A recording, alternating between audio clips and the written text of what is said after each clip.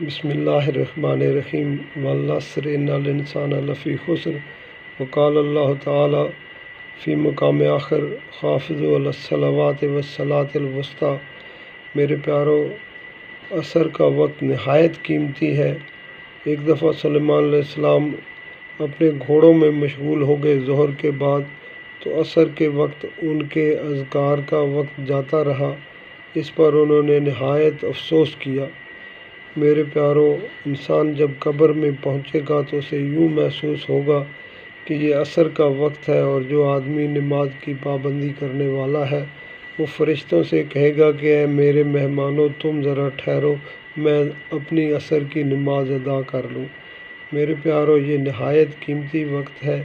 اس کے وقت اپنی نماز کا ادا کرنا اور اذکار کا کرنا یہ بہت ہی ضروری ہے۔ اللہ تعالی ہمیں اس کی توفیق عطا فرمائے، آمین۔